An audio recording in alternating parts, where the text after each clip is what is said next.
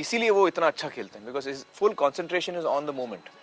बल्कि जब मैं लगान की शूटिंग कर रहा था तो मुझे याद है मैंने मेंटली सोचा था कि यार सचिन जब क्रीज पर होता है तो उसकी आईज में एक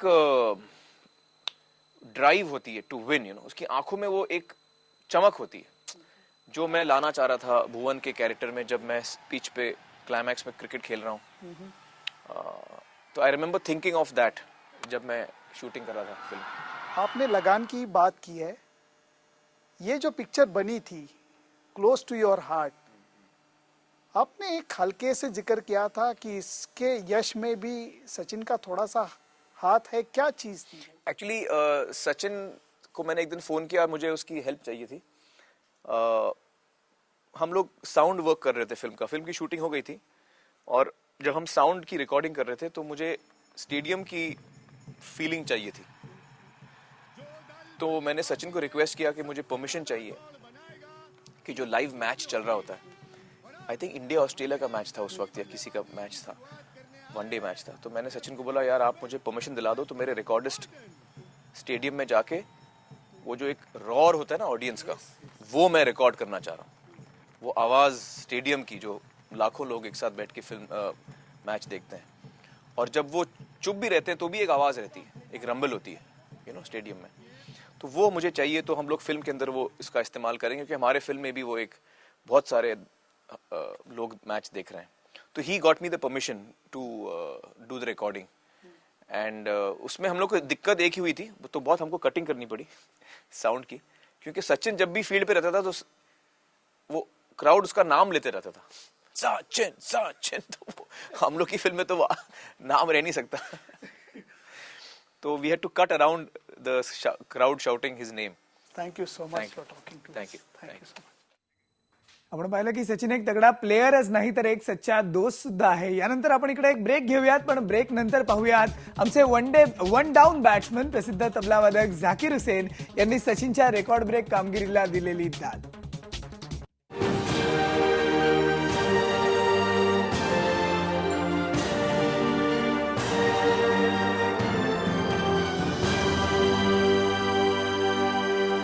सचिनच्या याच फॅन क्लब मधले आणखी एक दिग्गज म्हणजे प्रसिद्ध तबलावादक झाकीर हुसेन. आपल्या तबला वादनानं संपूर्ण जगात कीर्ती मिळवलेल्या झाकीर हुसेन यांना क्रिकेटमध्ये सुद्धा तितकीच आवड आहे.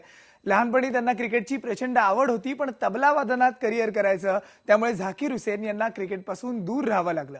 पण आपली ही आवड त्यांनी जोपासली, ती म्हणजे सचिन तेंडुलकरला क्रिकेट पाहत. सचिनच्या याच रेकॉर्ड ब्रेक कामगिरीवर त्यांनी एकाच शब्दात दाद दिली आहे, ती म्हणजे वाह सचिन, उस्ताद क्या बात है. जगातले करोडो लोक क्रिकेट खेळतात आणि तरीही जेव्हा सचिनच्या बॅटीला बॉल लागतो प्रश्न वेगळा असतो. तसंच जगातले लाखो लोक तबला वाजवतात, पण जेव्हा एका माणसाचा हात तबल्यावरती पडतो तेव्हा तो तबला बोलू लागतो. अंदाज बरोबर आहे. आपल्यासोबत महान कलाकार आहेत झाकीर हुसेन. आपका कैसे शुक्रिया अदा करूं? बहुत बहुत मेरा शुक्रिया अदा ना करें, मैं आपका शुक्रिया अदा करूंगा कि आपने मुझे ये मौका दिया कि मैं एक इतने मतलब सरल लेकिन मतलब दुनिया से भी बड़े इंसान के लिए कुछ बोल सकूं. क्रिकेट का शौक आपको भी रहा है, हमने भी कहानियां सुनी है कुछ. क्या है ये क्रिकेट की? बचपने में कौन सा ऐसा हिंदुस्तानी बच्चा नहीं है जिसको क्रिकेट का शौक नहीं रहा. और हम लोग तो मतलब वो बीच क्रिकेट जो बोलते हैं वो खेल खेल के बड़े हुए. फिर शिवाजी पार्क ग्राउंड में जाके वहाँ पर भी क्रिकेट खेली, स्कूल के लिए खेला, उंगलियां तोड़ी. पिताजी नाराज हुए, कान पकड़ के वो जब हम क्रिकेट खेलते थे ले आते थे कि तुम हाथ तोड़ोगे तबला कैसे बजाओगे. तो इसी उधेड़वन में था कि मैं किसी तरह से उनसे बच के निकल जाऊं और क्रिकेट खेलूं. तो बचपन में यही होता था, लेकिन एक बार ज़रा ये उंगली टूट गई क्रिकेट खेलने में, तो वो बहुत नाराज़ हुए मुझसे पहली बार और मुझसे कहा कि ये अब तुमको छोड़ देना पड़ेगा क्योंकि तबला एक ऐसी चीज़ है जो मैं तुमको दे सकता हूँ जिससे तुम आगे बढ़ सकते हो. तो इसको सीखो, इसका रियाज करो, इस पर ध्यान दो, इसकी साधना करो. तो मैंने सोचा कि अब पिताजी मेरे भगवान समान हैं, मेरे गुरु भी हैं, तो उनका जो आदेश है उसको मानना ज़रूरी है.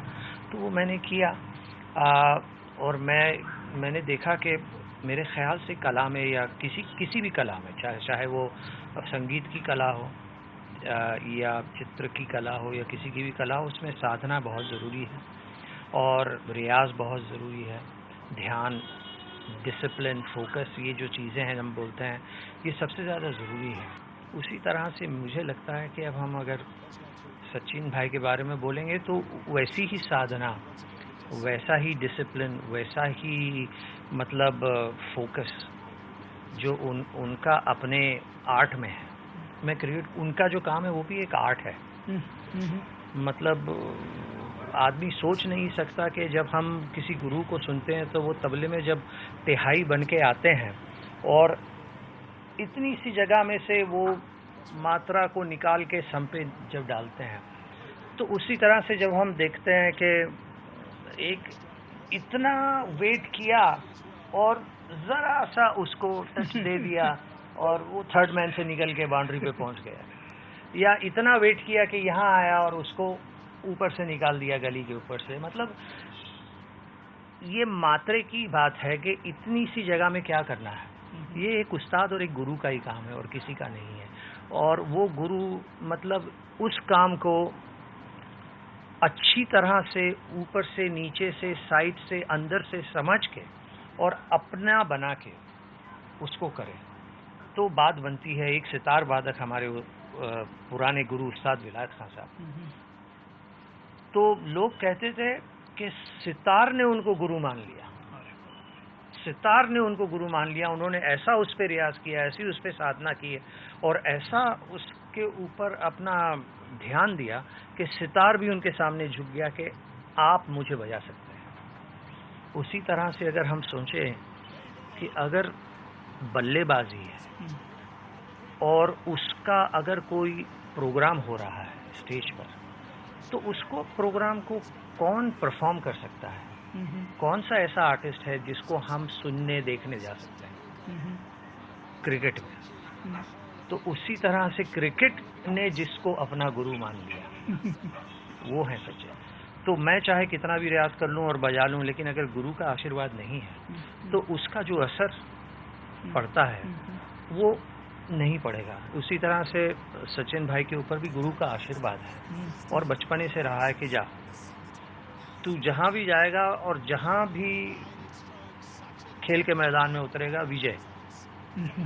तो वो एक गुरु का आशीर्वाद है। लेकिन इस बात को समझना कि मैं जो हूं वो मेरे पीछे इतने सारे लोगों ने ये काम किया और इस काम को यहाँ तक बढ़ा दिया कि मैं उसको लेके अब वहाँ चला जाऊं।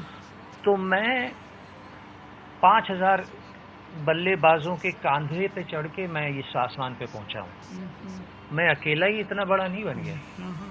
तो इस चीज को समझना।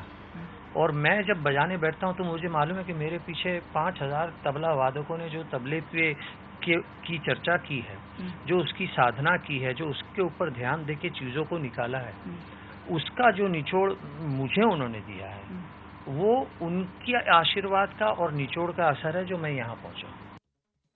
आता आपल्या एका खास कार्यक्रमात इकडे एक ब्रेक घेऊयात, पण ब्रेक नंतर पाहूयात प्रसिद्ध शास्त्रज्ञ डॉक्टर रघुनाथ माशेलकर यांना सचिन बद्दल काय वाटतंय।